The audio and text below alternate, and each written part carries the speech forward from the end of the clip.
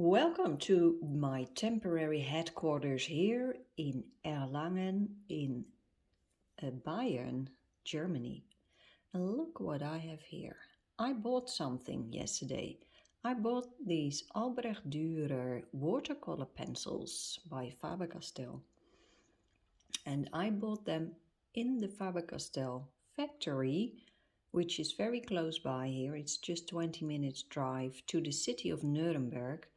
And well, they have a gorgeous shop, and I decided to go there, take a look, and take a look at the castle also. The family Faber Castell, they have a castle that is right next to the factory.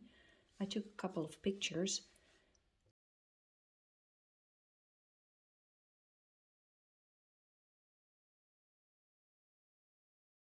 Initially, I wanted to book a tour in the castle and in the factory itself, and that is possible, but unfortunately it was not possible this specific week that I am here. So, well, too bad. But they had a nice information center with a lot of background information, so I took that. I went in, read it all, very interesting, and then I went to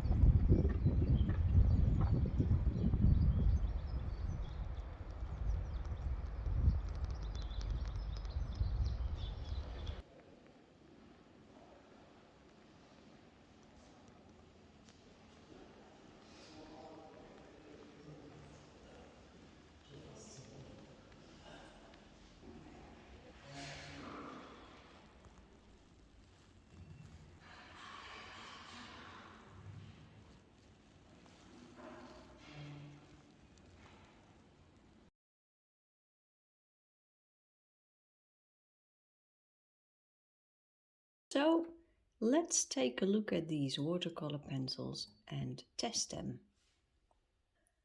I have a little bit of just a little bit of paper that I didn't use, and it is perfect for just doing a first testing.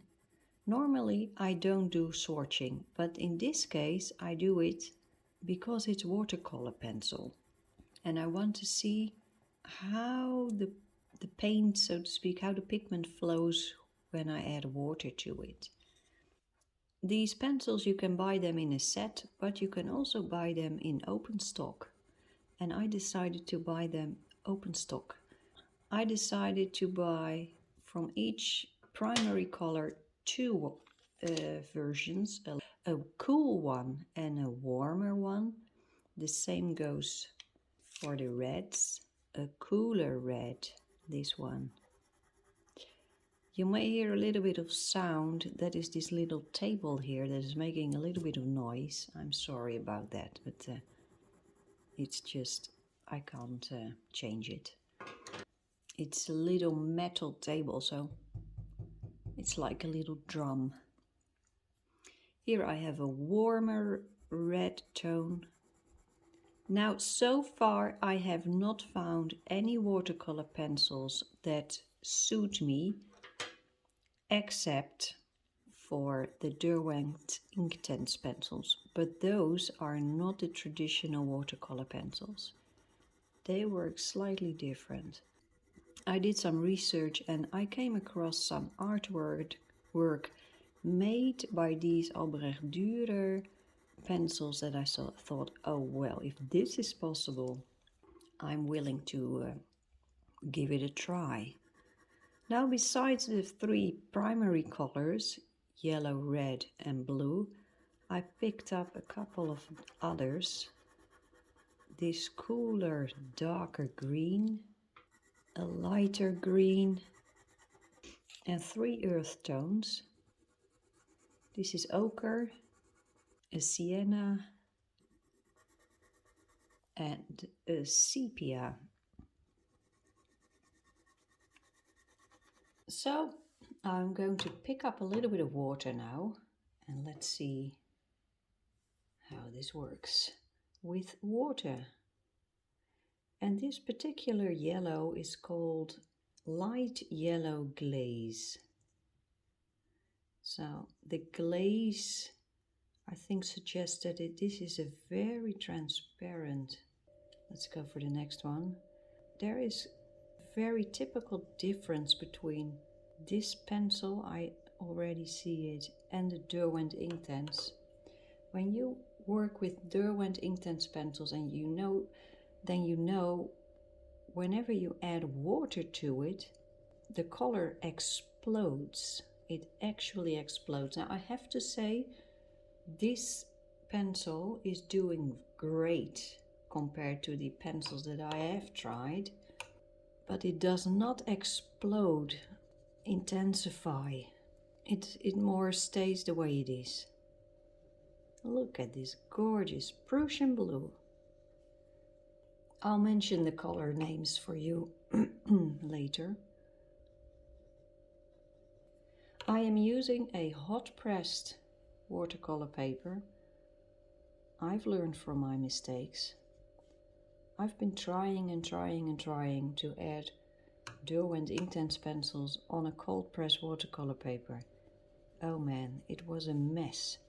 Until I discovered that hot press paper is just wonderful.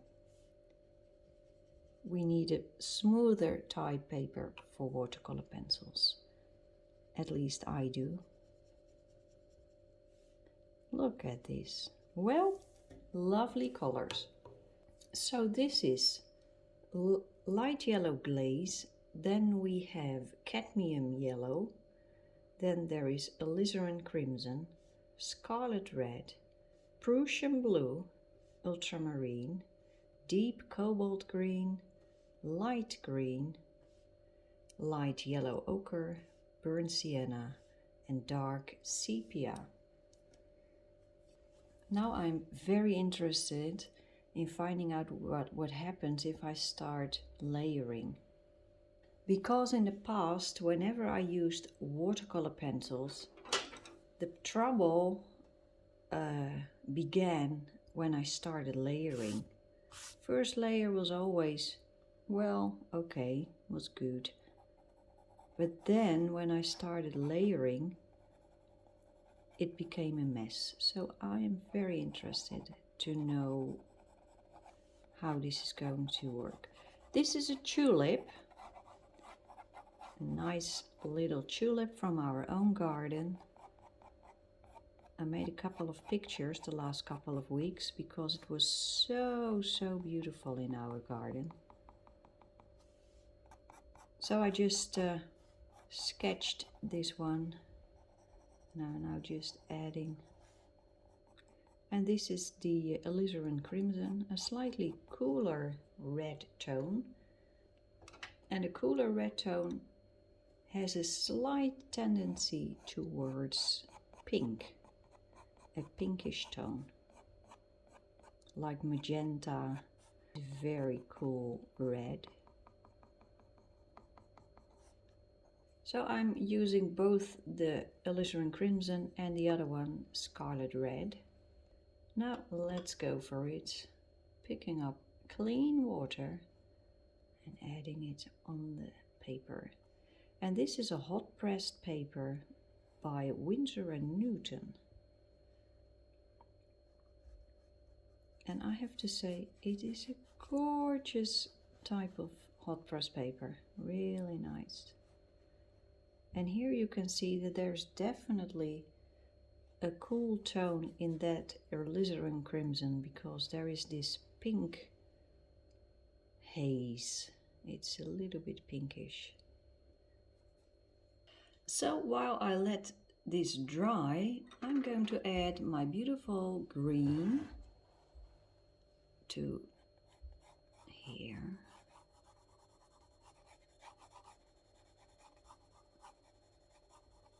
I have to be careful here because this pink reddish tone is not dry yet. I don't want things to bleed. Don't want that.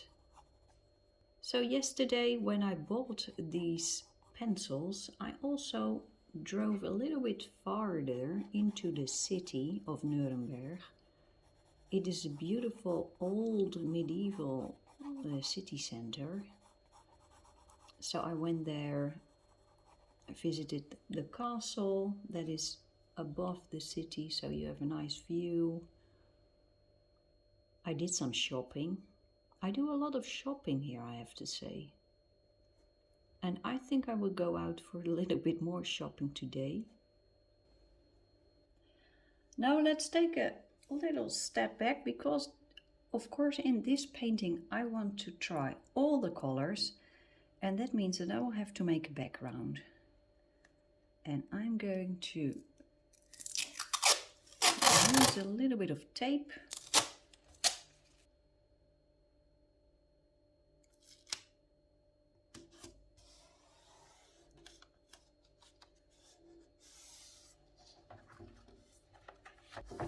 I will tape it all the sides.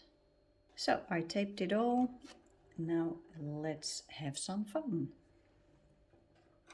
Because it's a warm toned flower, I'm going to make a cooler toned background to make this flower really pop towards the viewer. I've no idea how this works, building a background with watercolor pencil. I'm just exploring. This is the ultramarine. Here I have the Prussian blue. And one of the things that I am interested in is figuring out how much pigment I need to put on the paper to be able to let the pigment float around. I know with the Inktense pencils you need very little pigment, and you can cover a large area with it. I'm not sure if that is possible with watercolor pencils like these, so we'll see. And I think a slightly different brush might help. This is a flat brush from the same series. It is a Cotman, Winsor and Newton Cotman.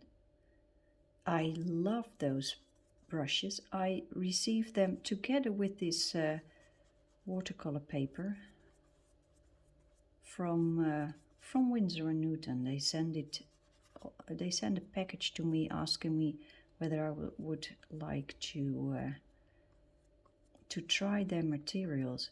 I can tell you, everything they sent me was great quality. Everything. Winsor and Newton really is a great brand with a great history, a lot of experience when it comes to creating art materials. I'm also interested in whether it's easy or difficult to work on edges that accidentally happen. So if you do watercolor, you might know that sometimes you are just painting and then the paint dries and there is an edge somewhere and you wish to remove it, and then with one pigment you can remove it, and then with another pigment that stains a little bit more, it's completely impossible to get rid of that hard line. With Inktense it's always difficult, let's say impossible, to get rid of hard lines, because Inktense is a permanent pigment, permanent ink, I believe it is, it's ink. I have a couple of lines here and I don't think I will be able to remove them, nope. So I'll let this dry and then I'll come back to you.